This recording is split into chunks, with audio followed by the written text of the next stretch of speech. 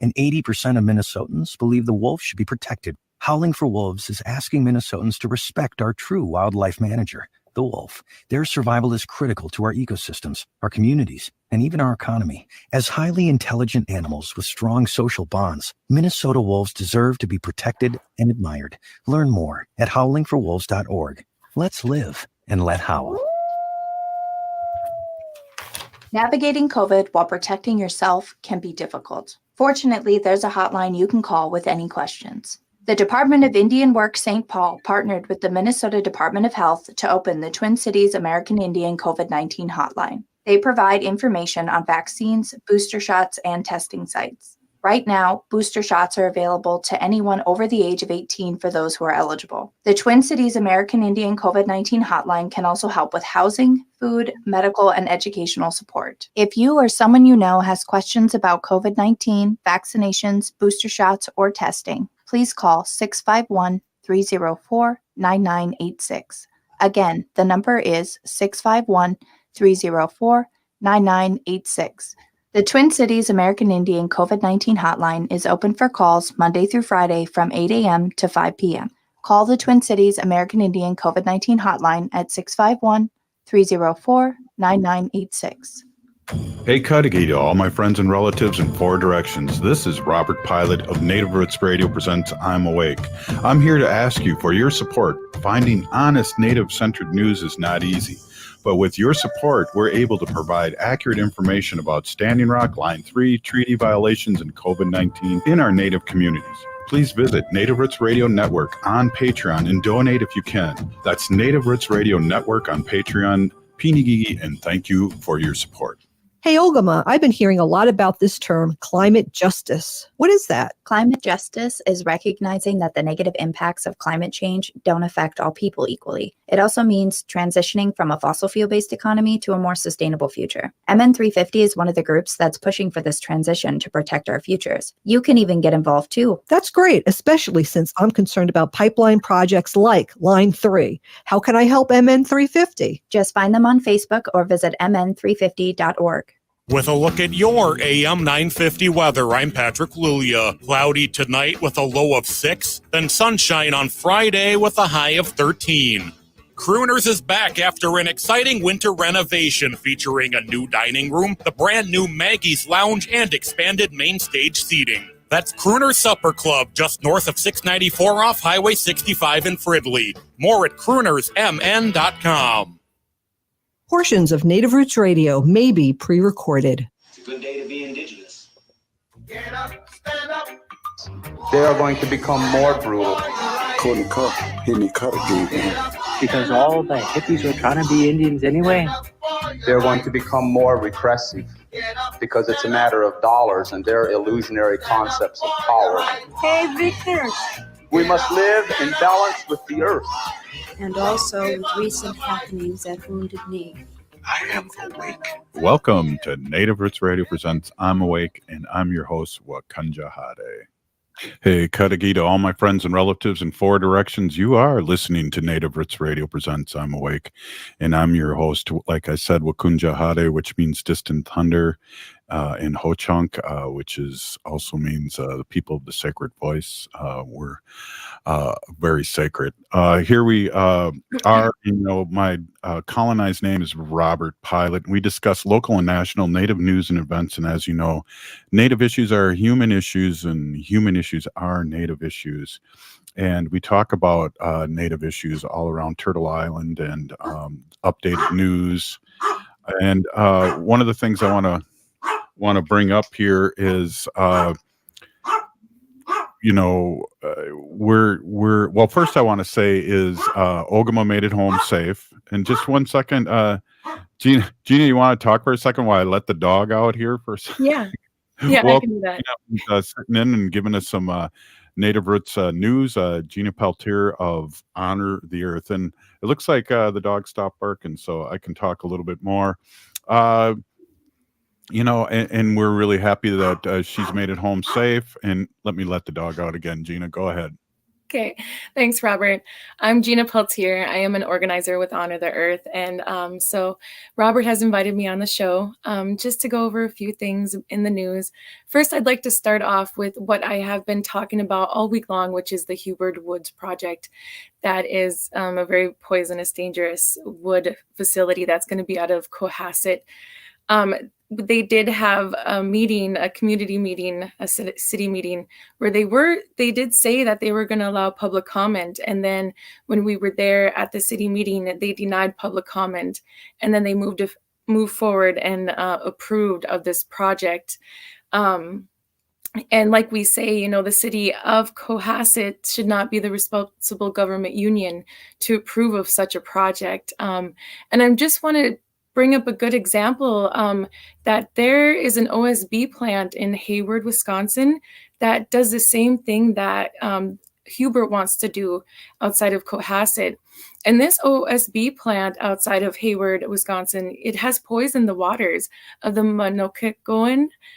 They're doing the same thing here that Hubert wants to do in Cohasset. And with this OSB plant, there are occurrences of low-level contamination, including elevated concentrations of arsenic, lead, silver, and to a lesser extent, cadmium and copper and mercury.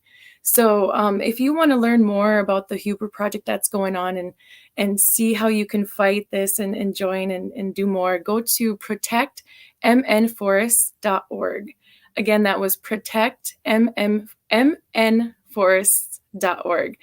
On greater news, I'm pretty excited to announce that charges were dropped against one of our water protectors, Michelle Narr.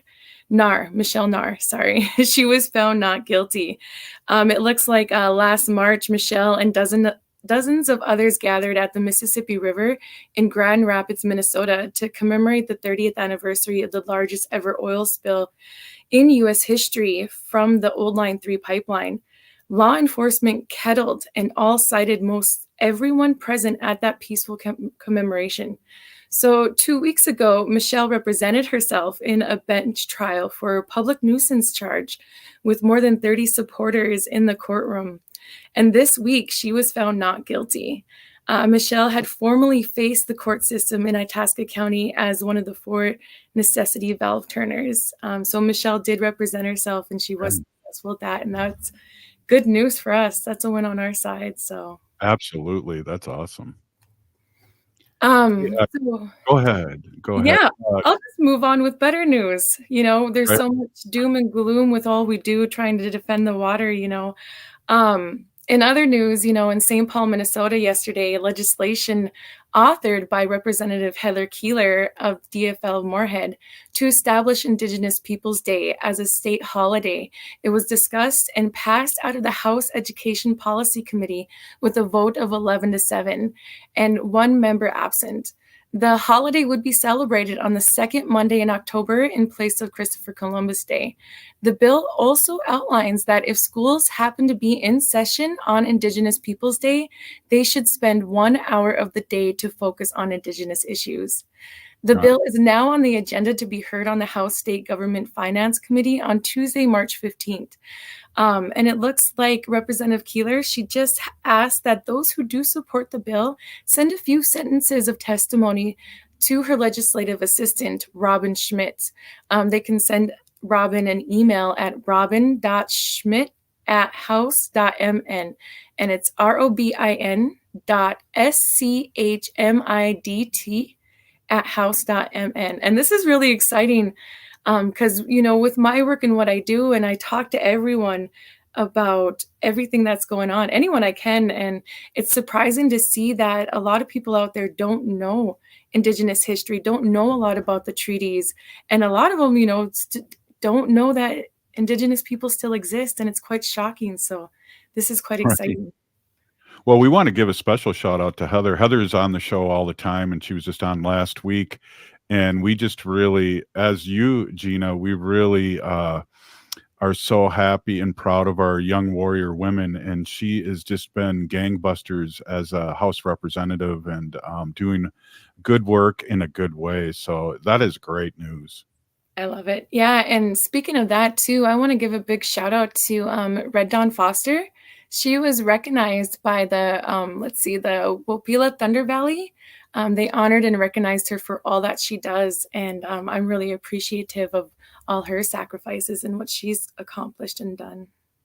Yeah, she's been on the show many times too, and it's no mistake that I remember her being on a show with Clyde Belcourt, and Clyde told her straight out that when he found out who her family was, he told her straight out that you are the outcome of all our prayers, and it got really emotional, and it was heavy, and she just does great work too. Really, congratulations to her. Wow, I love it. So did you get the dog out? Do you want to continue with what you have? Yeah. Yeah, live radio, huh? Well, yeah. And one of the things I wanted to say too was that we also are reopening Native Roots Trading Post next Tuesday, and one of the big events that we're going to have is Henry Boucher, who's from up north in War Road and was Olympic star, played with the North Stars and the St. Paul Saints and the Philadelphia Flyers, and he's in the Indigenous Hall of Fame of Minnesota athletes, is going to be signing his book. So I'm really excited about that. And I'm just got to give a shout out to the Minneapolis teachers. We really pray for you and hope things happen in a good way for you. I know St. Paul didn't go on strike, but Minneapolis has been, and there's been a lot of blue, which is their color, to a lot of marches. And I saw that they put some hats and some scarves on Mary Tyler Moore right next to our store in Dayton's on Wabasha in Minneapolis, and good for them. And also, I just want to say too, for today, we're going to have Robert Lilligren and also Colin Cash at the end of the show talking about a few things that need to be talked about. So this is a jam-packed show. Gina, if you want, stay with us with Robert Lilligren. That would be great. If you have to go, I understand. All right. Well, cool. So you are listening to Native Roots Radio, and up next are our man Robert Lilligren, who we love to talk about everything from local and national news and Native news and what's happening in the Avenue. And so we're really excited for the rest of the show now that my little puppy's a little quiet. So thank you, Gina, for sitting in with the news, and you'll be a semi-regular, right? And we're excited to have you aboard. Thank you so much, Robert. All right. Hey, you're listening to Native Roots Radio presents I'm Awake, and up next, Robert Lilligren. Stay with us.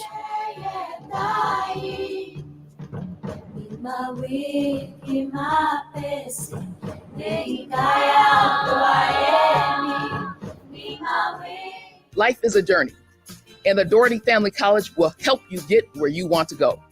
Located downtown Minneapolis, this affordable 2-year college provides free textbooks, a laptop, meals, career coaches, one-on-one mentorship, and a Metro Transit pass, making DFC the perfect pathway to a bachelor's degree. Turn your dreams into reality. Connect with a counselor today at dfc.stthomas.edu. J&S Bean Factory is a native-owned, community-supported, cozy, artsy coffee shop which offers roasted on-site beans, live music, and baked goods. Relax in the beautiful outside patio. City Pages writes, voted top 10 coffee shops. Tucked into a quiet corner of St. Paul's Highland Park neighborhood, this coffee shop roasts beans on-site from the best coffee-growing countries in the world. Located at 1518 Randolph Avenue, St. Paul. The good stuff.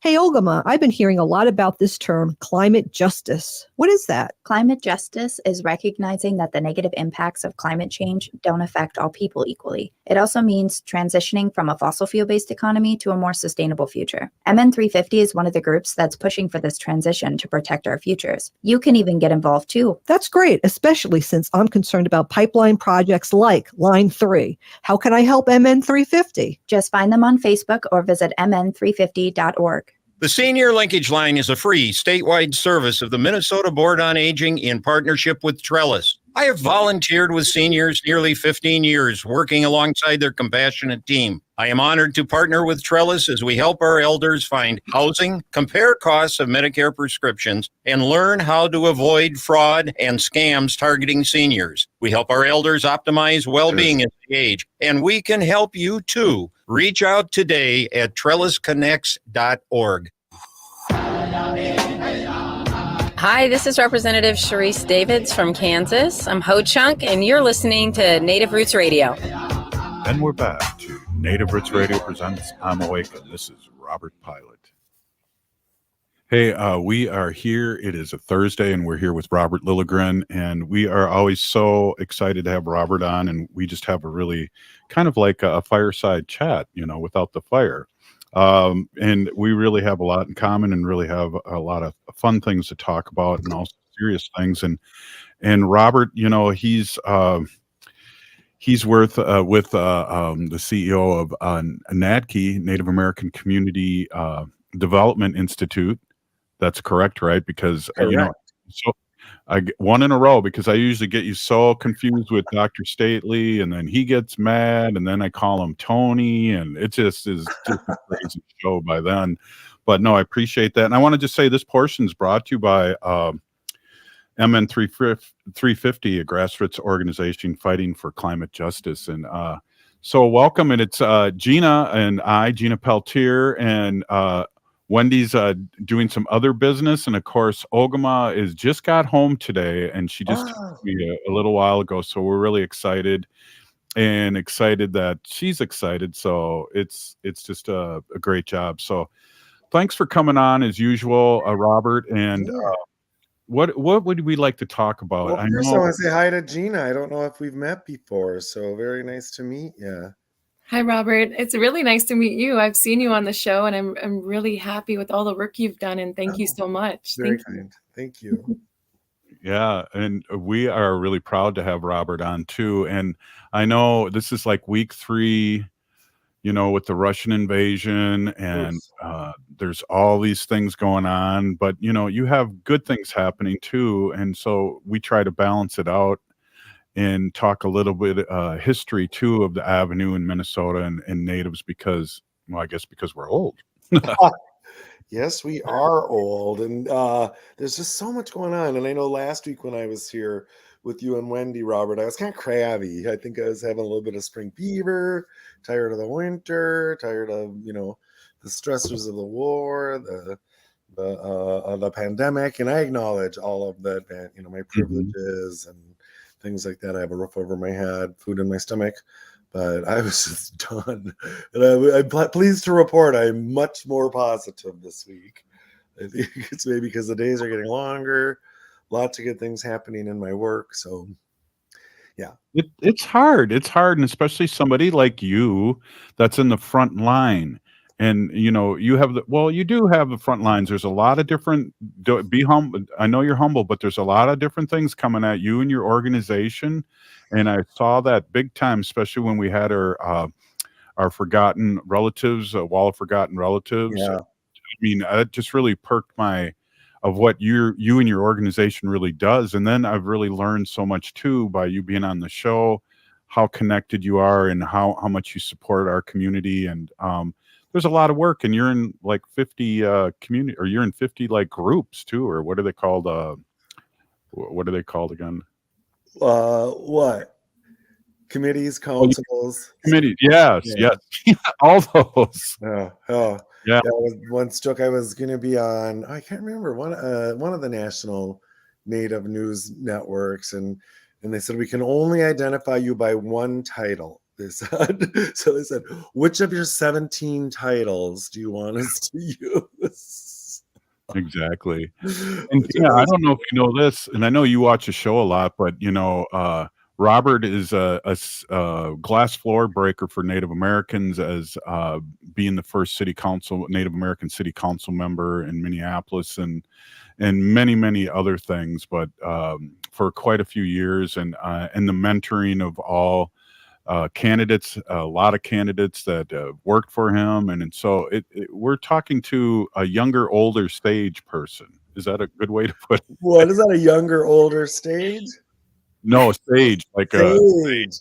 Yeah, I'll take it, especially the younger, older part. Yeah. Well, I'm a junior elder. Right. Same here. Same here. I think I told you once. My tribe was down here in the city, in the urban office, and they were issuing IDs. They only do that, periodically. And so this is a while ago, actually, like 2 IDs ago. But so I came in and I gave them my old one, and they look at it and they got all excited. They go, "Oh, you qualify for your elder's ID now." Your elder's ID. I'm like, "Oh, whoopee!" Yeah. Well, too, in all seriousness, too, I joke about it, but there's many older people that know more about our ways that I really respect as an elder. So, as we know, age isn't the only requirement in our way, in our native way. There's a lot of older people that are natives, and then we also have our elders and elite elders that really lead the way and let us know about our history and who we are. Truly. And we gotta take advantage while they're still with us, right? I mean, we're losing a lot of cultural knowledge, power. I often think of the generation of the founders, people like Laura Waterman, Whitstock, of course, Clyde and Peggy Belcourt, just huge losses. And that's one of the interesting conversations I was involved in this week with the city of Minneapolis.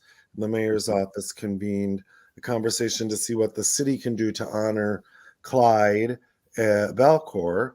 And I'm sure folks listening know who he is, AIM founder, giant in the civil rights, human rights movement, and sort of native son, pardon the joke, of Minneapolis. And AIM was founded right here. And so I'm glad the mayor and the city and just a lot of people are taking this very seriously and trying to figure out what kinds of things we can do to honor him. And one of the things we've heard in the community really strongly is that as we honor Clyde, we should be honoring Peggy Belcourt as well, and their life work. Peg is still alive, by the way, and she's doing pretty good. She just got out of the hospital. How about if we put a plaque outside the old on the sidewalk, the old AIM office from the 60s? I don't think know what birth it was, Robert. You probably do. Well, there's some different offices. There's one in what's now called East Phillips Park, and there was an AIM office there. There's a building there as well, which is just ripe for sort of naming rights. Naming streets, Franklin Avenue especially, as a possibility. I was just on a call today, and I'm probably telling tales out of class here because this just happened about a couple hours ago. To this show. But with our county commissioner. And so for folks listening from elsewhere, Minneapolis is in Hennepin County. It's the largest county in the state by population. It's a third of the population, a third of the state's revenue generation. And so it's big. It's a big county and very diverse. And so we met with our county commissioner, Angela Conley is her name. There's a county staffer who she used to work for the libraries as sort of a native liaison out of the Franklin Avenue Library. Now they've brought her into the whole countywide community engagement as a community liaison. And we're so fortunate here to have a lot of these public sector community liaisons. I think they're all women, a lot of young women, and they're just playing such a critical role. And I'm always trying to figure out how we can better support them. They're in these spaces that were not designed to welcome Native people, actually that were designed to eliminate Native people in a lot of cases. And they're doing it, man. And so the New Hennepin County Native Liaison convened this conversation with our county commissioner, and our county commissioner brought up the possibility of renaming the Franklin Library in honor. Wow. Wouldn't that be cool? In honor of that would very be cool. I was so lucky, Robert, to have a relationship with Clyde the last 6 years of his life. He invited me to Wounded Knee. We went to Wounded Knee 2 years ago, and I was on his call list because of COVID. He was always so active. He was calling his friends because he couldn't get out of the house. Peggy wouldn't let him out of the house, and so I was just really honored that he listened to the show and knew the importance of the show is what was really interesting. And he'd been on many times, but yeah, I feel really blessed about that. I'm wondering too, just to segue maybe a next segment, we could talk a little bit. I was just thinking about this. My friend, and I will say he's my friend, and I will say I'm 37 years in recovery from drugs and alcohol, and I don't say that a lot, but my friend Sheriff Hutch is not running, and I'm wondering who are we going to promote and who are we going to raise up, and if you have any ideas, because I'd sure like to promote that person like we did with Hutch, because a lot of organizations pushed him over the top with the 2,000 votes with over 1 million people voting.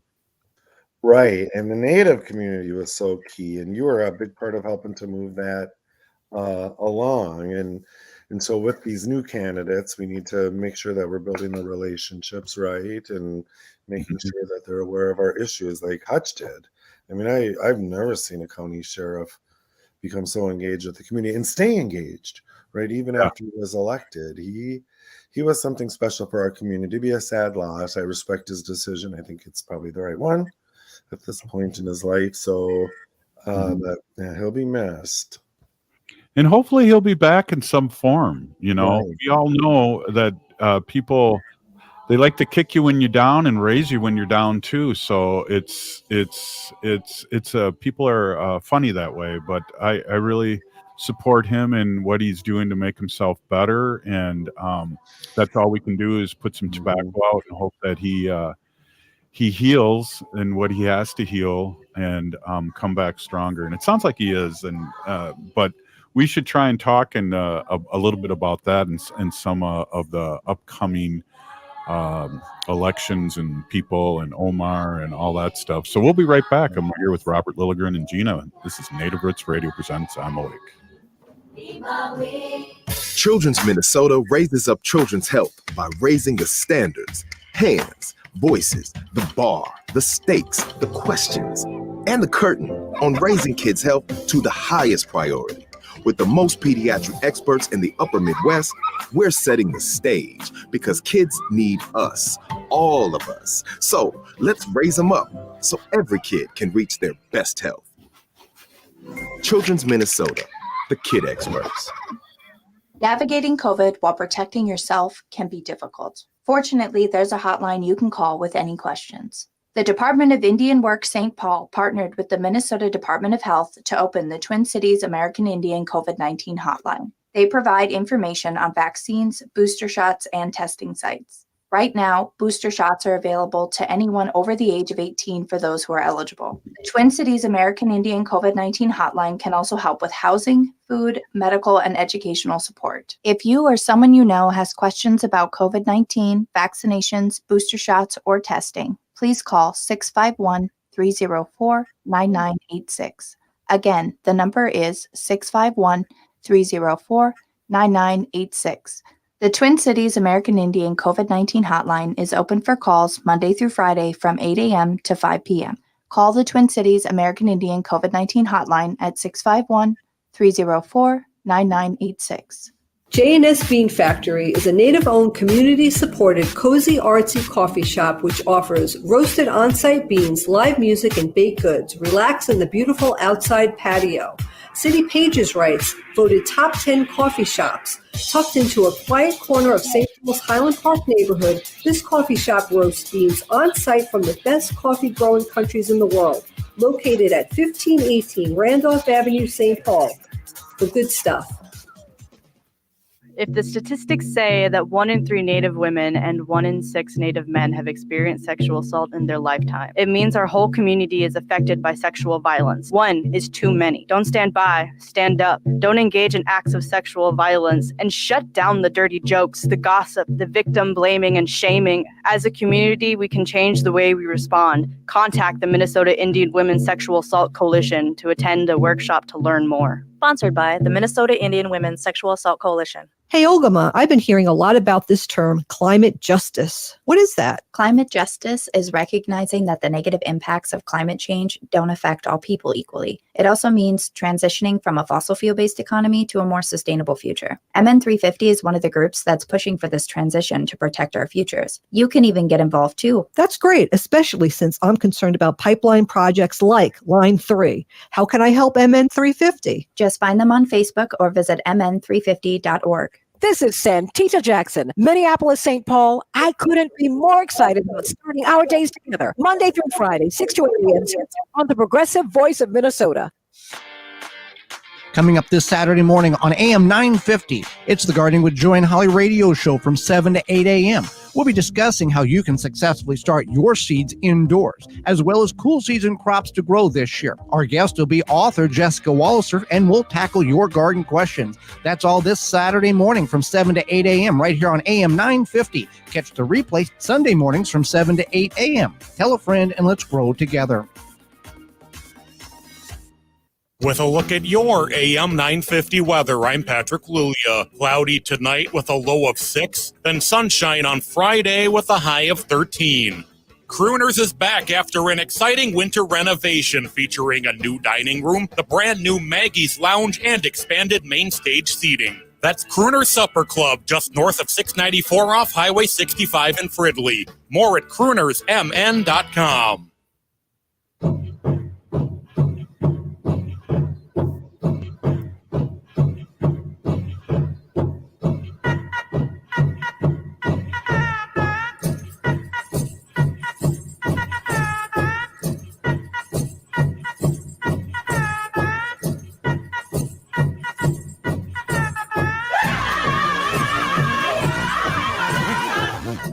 Welcome back to Native Roots Radio presents I'm Awake, and this is Robert Pilot. Hey, yeah, this is Robert Pilot, and we're with Robert Lilligren of NADKey, and a white earth a person, enrolled person, and then also with Gina Peltier. And Gina, you're related to what we always say at the end of the show. You're related to Leonard Peltier, and boy, we'd sure like to get him out as soon as possible. I can't believe it's been this long. And I mean, there's been people that shot Reagan, the police officer, and killed John Lennon. They're out of prison, but yet our relative is still in there, and he's the longest serving political prisoner in American history. So this has to really change. So I want to get Robert back in here because Robert and I want to talk a little bit first. We talked a little about Sheriff Hutch and who can we support in the progressive ways that Hutch did so well, and hopefully we'll be able to find somebody and get him on our show. And there's someone that just came up a little bit too in the last day or two that is going up against Omar, and his name's Don Samuels. And I know you know him, and there's a lot of talk that she won't have a problem beating him. And he, I don't know, Minneapolis politics a lot better than I do. And maybe you can explain where her representation is, and maybe a little bit about Don. Yeah, thanks for asking, and thanks for the confidence, my knowledge of Minneapolis politics, and sometimes I think I might know them too well. Sometimes I feel like I know too much. But yeah, so of course, Representative Omar, our Congresswoman, and I'm a huge supporter. Have been for a while. She served in our state legislature for a while, and then made the transition to Congress, and so. Here in Congressional District 5, it's mostly Minneapolis. Well, I shouldn't say that's mostly Minneapolis. It's actually fairly well balanced between Minneapolis and some first-string suburbs. That has a sense of kind of being Minneapolis, but we always need to acknowledge it's over 40% suburban. So, and I think that holds true in the new map as well. So Ilhan is draws a lot of attention to herself. She's a Somali immigrant. She was a refugee. She's Muslim. She's not the first Muslim to serve in Congress, but she's the first Muslim woman to wear hijab in Congress. So that just draws a lot of attention to her. And I just really respect her courage. She's just a warrior, And when you're that junior in Congress, I mean, I think she's going for a third term now. But you need, building that profile and that kind of public understanding of who you are is really important. I think she's just done great at that. Yeah. I remember when Ilhan Omar came up to visit us in the fight for Line 3 with Cori Bush and Rashida Tlaib, and they were so kind and so receptive of what we had to say. So it's just like, if they're running again, they got my support. That's for sure. Cool. Thanks for sharing that, Gina. Yeah. And that's her. Robert was there. Yeah. Yeah. And so she's always challenged. So is this her second or third reelection? Anyway, she always has challengers. People have concerns about her a lot because of her identity and who she is. But it's politics. It's fair game to challenge someone, and it always seems to be kind of the same sort of support or money that gets pumped into her opponent's campaign. And so just this week, Don Samuels, a former Minneapolis City Council member, I served with him through his whole city council career, and great guy, really like him, really community spirited. And he's become, since being on city council, he served on the Minneapolis School Board as well, and he's become quite a spokesperson and an upfront person in the sort of anti defund the police and the sort of he lives in North Minneapolis, and he's really gained a lot of profile just over the last municipal election cycle here. So he announced he's running for Congress, and so we'll kind of see where that goes. He's a viable opponent, but I do feel an incumbent is hard to beat. For me, even if I don't really like the incumbent, and even if I've disagreed with her or whatever, to me, unless an incumbent has done something really wrong, really bad, I just think it's bad policy to replace them. Yeah. I mean, there's such a learning curve too. And I think she's learned about herself. And what I really liked is that the former president really liked to attack her a lot in not a good way. And so that really made me think that, well, she's onto something if he's attacking. Right. There must be some good. I remember what late night show was she on when she said, "I am Trump's worst nightmare."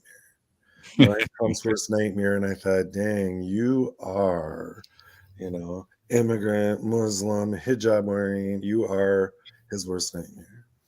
Well, I know her people really thought it was very important to be on our show when she was running. And I think this is the second time. I think this is her second cycle, because we had her on the show because a lot of people were complaining about her not knowing about Line 3 and about Native Americans. And she came in and she did a good job. And I was glad that her people reached out. Great. Yeah. So this must be her second re-election. I must just looking for a third term. And again, Gina, I'm glad you shared that story, because she'll learn, right? If she doesn't know something, if she cares about it, she'll learn. She shows up in the local Native community a lot. We were at it was COVID era, because in the photos we were masked. Oh, we were recognizing the protectors. We had a community feast recognizing the protectors outside of the Indian Center, and Representative Omar showed up. Ilhan shows up. I went to greet her. I was doing some of the emceeing and stuff, and I went to greet her. And I'm like, "Hey, do you want to talk? Open mic. Address your constituents." And she's like, "Nope, that's not why I'm here. I'm here to be with community and to honor the work of the protectors." And I thought, how cool is that? Of course, I said, "Well, there's our Congresswoman Ilhan Omar." Everybody knew she was there. But I respect that a lot when she said, "I'm just here to be in community and to honor the." That makes me think of somebody else, our former mayor of St. Paul, who very undercover shows up to a lot of Native stuff, Jesse Ventura. And I know a lot of people give him a hard time, but I really have learned to respect him over the years, because he's low key. He doesn't want to get interviewed. He's just there supporting, Native issues. And sometimes I want to put the Ganya sleeper on him, but he was the governor of Minnesota, not the mayor of St. Paul. That's what I meant. Wow. I was just messing you. No, I'm just kidding. Yeah, he was the governor, and I remember that election. I agree. He has shown up at, our community marches. I've marched alongside of him, and he's kind of anonymous, unless you really know who he is, and he always looks a little different. But same thing, and I was really surprised. We walked and talked the whole length of I think it was an Indian Month kickoff march, and so he was just sharing stories with me. Interesting guy, and I was surprised with his connections to the Native community. Or he was more knowledgeable than I thought. Oh, I just remember early. So when I first ran for office, this was back in 2001. I didn't know anything. People just thought I was this whack attack, and I was this very grassroots organizer, essentially, and just kind of pushing my way in places. And I was at some event that he showed up at, and I went up to him and I go, "Hey, Governor." He was still governor. I said, "Hey, Governor. I'm Robert Lilligren. I'm running for Minneapolis City Council." And he didn't like that administration that was there. And so he turns to me and he goes, "You got to get that click out of City Hall." He says to me, and I go, I'm trying, Governor. I'm doing my best." And he goes, "Robert, if you touch them, they'll vote for you." So he gave me this campaign advice. I might have passed it on to you. And I don't know if he meant figuratively, touch someone's heart or something. I think he meant physically. Touch them, shake their hand, touch them on the shoulder, So I took his advice, and I got elected. So thank you, Governor Ventura, for that advice. I have a great story, probably like 1981 when Reagan invaded Grenada, and he was still wrestling. And I'll never, and these were my down days, Robert, before I sobered up. So Sunday mornings watching TV, All-Star Wrestling, and the Reagan just did that practice war on Grenada and freed all those the doctors and whatever, if you remember that. But he came back. He was a bad guy called a heel in the wrestling world, and he came in there with his whole fatigues because he was a Navy SEAL, and he came in there and he said, "I just got back from a vacation in Grenada," and the crowd just cheered. I'll never forget. That's good. That's good. Yeah. He is an interesting guy, interesting politician, He did something that's really hard to do in any election, but especially a statewide election, is his margin of victory were first-time voters. And that is a hard thing to do. And it was men, 18 to 30 or something like that, were his swing, his base. And back then when he got elected, I was bartending still, and I was in this kind of working in this kind of swanky downtown bar.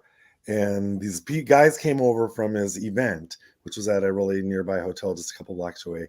They're in tuxedos and all this stuff, and they're drinking expensive scotch and smoking. You could still smoke in bars back then, smoking big cigars. And they were talking, it was early in the evening. I don't even know if polls had closed. It was early, and I wasn't a politician then, but I was kind of interested. And they were talking about Jesse Ventura as the victor. They knew he was going to win. And I thought, well, isn't this interesting? Because I don't think most of us really thought he had that much of a chance, and it was a plurality victory. The most of our governor races in Minnesota are. That means no one had a majority, but he won, and these guys knew it. They knew he was down with the establishment, and he had great ads. And also, that was Skip Humphrey's last election, Hubert Humphrey's son, and I think that was Norm Coleman's last election too, if I remember correct. I think you're right. Norm Coleman went on to become senator. Get the fact checked on me today. Right. Well, yeah, and I'm not fact checking or anything. I'm just kind of working. No. I need it. Is what I'm reliable. Yeah, I mean, he had been mayor of a big suburb, Brooklyn Center, just even toward Brooklyn Park. I think it was Brooklyn Center. I mean, so he had a political resume and everything there. He was the most unexpected governor of my life. He rocked the world. Hey, Robert, thanks so much for stopping in. Always enjoyable for me. Always a pleasure. Yeah, and we'll be right back with Colin Cash of Sober Squad. We're going to talk to him about a few things. We'll be right back after this short break. Hey, Wendy, what are we doing for dinner after the show? How about we go to J. Selby's on 169 Victoria Street in St. Paul? They have a delicious plant-based menu that's compassionate and environmentally sustainable. I'm getting their spot-on vegan Big Mac. the dirty secret. You can pick up and they deliver within a 5-mile radius, or you can call them at 651-222-3263 or visit jselbys.com. Well, you sold me one. Let's go order at J. Selby's tonight. I'm hungry. Don't let COVID spoil winter fun for your family. Get a vaccine or booster. COVID-19 vaccines are safe, effective, free for everyone, and are now available for anyone over the age of 5. Booster shots are also recommended for everyone 12 and older if it's been more than 5 months since your previous vaccination. To get more tips, schedule your vaccine, or get tested, visit ramseycounty.us/COVID vaccine. That's ramseycounty.us/COVID vaccine. Hi, I'm Anna, and I'm 8 years old, and I'm getting my COVID vaccine. If you're between 5 and 11 years old, you can get vaccinated too. Getting the jab might seem a little scary, but there is lots of good reasons to do it. You'll be protected from COVID, and you'll be less likely to spread it to people like family and friends. Have your parents find a vaccination site by calling 651-304-9986 or visit vaccineconnector.mn.gov. Minnesota has the only original wolf population in the continental United States, and 80% of Minnesotans believe the wolf should be protected. Howling for Wolves is asking Minnesotans to respect our true wildlife manager, the wolf. Their survival is critical to our ecosystems, our communities, and even our economy. As highly intelligent animals with strong social bonds, Minnesota wolves deserve to be protected and admired. Learn more at howlingforwolves.org. Let's live and let howl.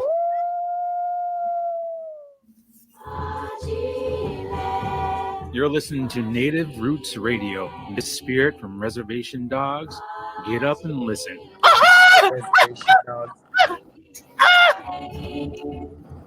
Welcome back. Native Roots Radio presents I'm Awake, and this is Robert Pilot. I got to have Colin and Gina ready here because Wendy's not here. But this portion is brought to you by Howling for Wolves, preserving our wolves for future generations. Oh, okay, Colin, you didn't howl, and Gina, you just didn't howl either. Okay, all right. Should we do it again? Should we try it again? Well, I don't know if I could do such a good lead-in again, but I'll try. This portion is brought to you by Howling for Wolves, preserving wolves for future generations. Oh, wow! I guess we should have had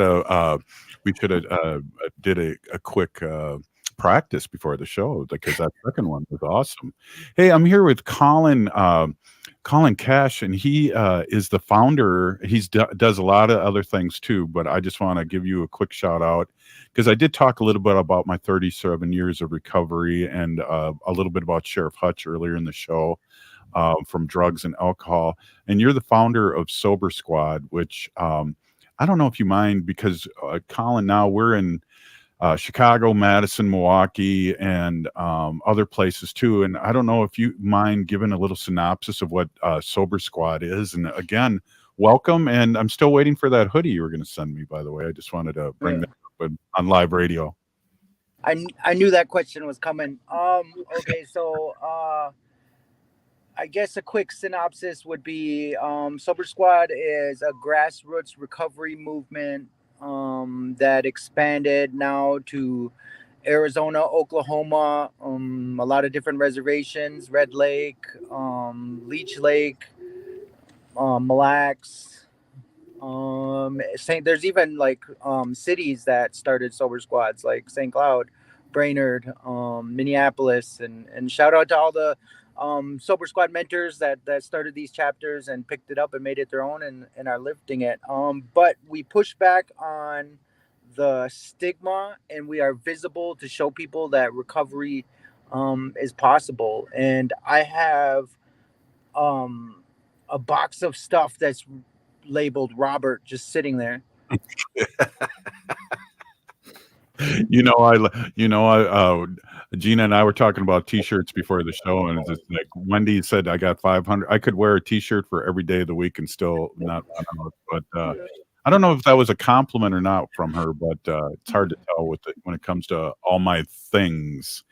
But hey, so what else are you doing? And I know there's some things happening on March 20th. I originally wanted to get you on, but there's also so much else going on in the recovery world. I just want to give you for the next 5 minutes a platform to speak your truth and let our people know all over Turtle Island what's going on.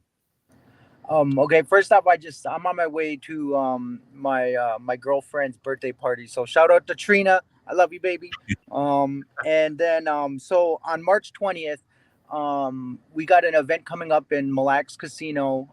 There's a link online, or you can go to Sober Squad Facebook page or creatingpassions.org to find a link and register for the event. We have capacity to fit as many people that want to come do a guided painting session with a Red Laker. His name is Jonathan Thunder, really well-renowned artist, awesome, amazing, phenomenal work. And then the Res Reporter, his last name's Fairbanks, will be doing a stand-up bit. Before then, the doors open up at 1 o'clock. The guided paint session starts at 3:45 with Jonathan Thunder. And so one thing that I am an advocate for is everything we need to work in our communities is already there. How can we empower them and give them the resources necessary to give back? And same with the recovery community. We have our own community, our comedians, our own artists, our own people that are work in tribal government or serve on a national level or state level or county level. So but just I really like this event coming up on the 20th. But the main thing that if you really want to serve your community where you're at, we have a Recovery Coach Academy coming up, which is a 46-hour training for peer recovery support specialists, and it's catered to Native American communities. And everything's going to be free. We'll put you up in a hotel, and that's going to be April 18th till the 22nd. We're going to put you up, give you training, giving you the tools necessary to make a difference. And not only that, but then give up individuals the opportunity to enter into the workforce to give back. And so this is a huge opportunity, a massive tool in a toolbox to help communities. And another thing that I want to say is that if you invest in the recovery community, the dividends and returns that you get on that is tenfold. So like Sober Squad, Grassroots, being visible out there with our events, our shirts, and it's just this huge symbol of hope. It's like the bat signal in the air, showing people that recovery is possible. And so changing the narrative in our communities that can be plagued by disparities and substance use, but there is a way out, and the answer is all in our communities. People. I always say this, that the greatest resource on planet Earth is those that are in recovery. We volunteer, we give back, we share our stories, we're dedicated to the cause, and it's just I don't know, I think it's just a beautiful thing. We need more of us around here, Robert. Yeah, I learned early on from old timers that you have to give it away to keep it, and you obviously are doing that. And I also, when you were speaking, old timer told me a long time ago. He said, "I don't know what it is about people in recovery. There's something special about them because they just went through hell, and if they make it through and get some sort of sobriety behind them, there's no stopping them." And you know what? I believed him. And so here I am, 37 years later, doing what I hope is good work for the community and my nation. Yes. And there's multiple different pathways that people can use to recovery. There's no one set way that works for everybody. Some people it's culture, some people it's education. Some people, I have a friend that just started baking all the time, and that was, some people it's their kids. Some people like me, it was AA or NA or other 12-step fellowships, and so there's just a plethora of different services and pathways for people to find their journey. Yeah, absolutely, and that's so well said. And I know I remember when, and we only got like 45 seconds, but I remember being in a 12-step program, and people were attacking it, and there was this new program where you had a big machine in the middle, and then you could, figure out how many drinks you have, and it was just like, oh my God, that's a lot of work. And they really trashed the group I was with, and it was funny, and I wish I could live my life this way, but they came back with one of their traditions and said, we have no opinion on outside matters. Good luck to them. Yeah. And I wish I could live my life 24/7 like that, because it was like, oh, I was all upset, reading this article, and they were like, good luck. We support. We're not the, like you said, we don't have the corner of recovery. But wow, Colin, it's been a long time, and I really appreciate you coming by. You got 30 Thank you so much for all you do, Colin. Really, it's really tough work, and thank you. Thank you. Thanks for having me on. I appreciate you, Rob. Hey, I really appreciate you too, and maybe we can get something going down in the cities, what you're doing up there, because I'd really love to paint with, and then put it in my store and sell it for a lot of money. And so, hey, Gina, thanks for stopping in. We'll see you tomorrow and Monday, and we're sitting in for Ogama, and Ogama is doing well, and she's home now. Thanks to Robert Lilligren. Thanks to Colin Cash. If you're listening to the show, you are part of the resistance. From Chief Plentycoops, the ground on which we stand on is sacred ground. It is the blood of our ancestors. We need to resist, divest, join a group, run for office. Free Leonard Peltier. We're still here. We're the seventh generation. Here's pet trendologist Charlotte Reed and Dr. Michael Fleck with what's coming up this week.